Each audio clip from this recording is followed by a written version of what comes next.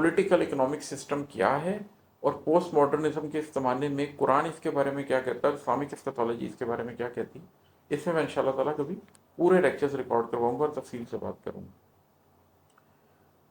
اگلا شعر ہے کہ میں ایک زمانے سے سوچتا تھا مگر گریزاں تھا بولنے سے،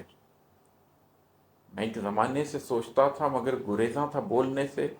سماجیاتی نظام دنیا غلط کو اچھا دکھا رہا تھا۔ یہ اس کا تیسرا رخ ہے۔ پہلے میں نے آپ کو معاشی کی بات کی، پھر سماجی کی بات کی، ایک پہلے معاشی اور سیاسی کی بات کی، اس کے بعد جو ایک تیسرا رخ ہے وہ سماجیاتی نظام دنیا ہے۔ آپ کے یا میرے پردادا کسی اور طرح زندگی گزارتے تھے، ایک فرینچ آدمی کے پردادا کسی اور طرح زندگی گزارتے تھے،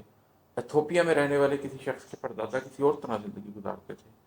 چائنیز کلچر کچھ اور تھا، جیپنیز کلچر کچھ اور تھا، لیکن ایک ایسا سماج مرتب کر دیا گیا ہے جس میں اب اس دنیا کے 8 ارب لوگ ایک طرح کے کپڑے پہنتے ہیں، ایک طرح کی زبان بولتے ہیں، ایک طرح کے کھانے کھاتے ہیں، ایک طرح کا میوزک سنتے ہیں، ایک طرح کی سپورٹس دیکھتے ہیں، ان کی لائکنگز ڈس لائکنگز ایک طرح کی ہیں۔ وہ ایک پورا سماج کریٹ کر دیا گیا ہے، ایجوکیشنل سسٹمز کو بالکل ایک جیسا کیا جا رہا ہے، میڈیا کو بالکل ایک جیسا کیا جا رہا ہے۔ تو جو سماجیاتی نظام دنیا ہے اس کی تشکیل کی گئی ہے، اور اس کے ساتھ ہمیں انڈاکٹرائن کر کے ہمیں خاص طرح سے سوچنے پر مجبور کیا جاتا ہے، ایک خاص طرح سے زندہ رہنے پر مجبور کیا جاتا ہے۔ ایک یاجوج ماجوج کلچر پوری دنیا کے اندر کریٹ کیا جا رہا ہے، اور وہ اپنی کاربن کاپیز کریٹ کرتے چلے جا رہے ہیں۔ تو یہ اس پہ شعر ہے کہ میں ایک زمانے سے سوچتا تھا مگر گریزاں تھا بولنے سے۔ سوچ تو یہ میں بہت عرصے سے رہا تھا، میں جب 17-18 سال کا تھا مجھے تب سے یہ لگنے لگ گیا تھا کہ there is something wrong with the world،